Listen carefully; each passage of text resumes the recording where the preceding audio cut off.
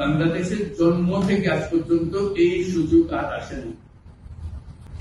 এই সুযোগ যেন হাতছাড়া না। এই সুযোগ হাতছাড়া হলে বাংলাদেশের আর কোনো ভবিষ্যৎ থাকে।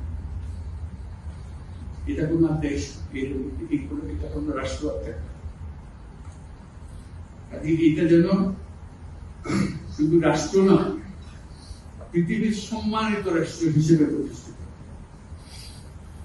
যেহেতু তরুণরা এটা ঢাল করেছে, এই কারণে এটা ইউনিক,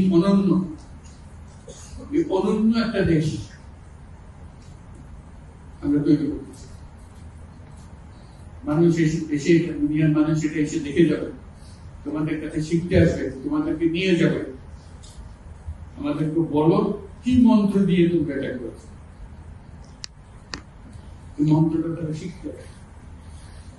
সে মন্ত্র হয়তো তোমরাও টের পাচ্ছ না, কি মন্ত্রটা কিভাবে আসে, কিন্তু একটা বিরাট মন্ত্র তোমরা এই মন্ত্রকে ধরে রাখবে।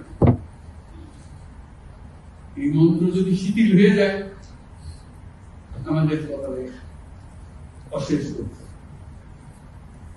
সেই দুঃখ যেন আমাদেরকে দেখতে হবে।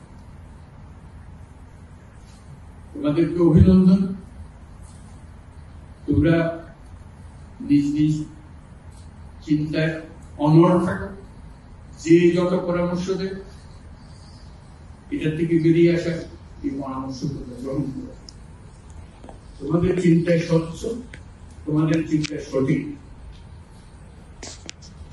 এটা দুটো থেকে ছাড়বে না, হাত থেকে ছাড়বে।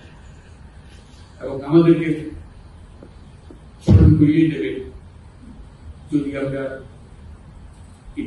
এই স্বপ্নের থেকে দূরে সরার কোন কাজ করে দেবে। আমাদের কারো কোনো ইচ্ছা নেই এই স্বপ্ন বাইরে যাওয়া, এই স্বপ্ন বাস্তবায়ন করাই আমাদের সার্বক্ষণিক কাজ। তবে ভুলক্রমে যদি আমরা সীমা অতিক্রম করি কোথাও, আমাদেরকে সঙ্গে সঙ্গে জানিয়ে দেবে। আজকে এই শপথ নিয়ে আমরা আজকে এই সবাই একত্র হলাম। সবাই যারা আজকে উপস্থিত করতে পারে নাই তাদেরকেও এই সংবাদ জানিয়ে দিও যে আমরা একযোগে একসঙ্গে এই কাজে নামলাম এবং এটাকে ইনশাআল্লাহ সফল করব। ধন্যবাদ।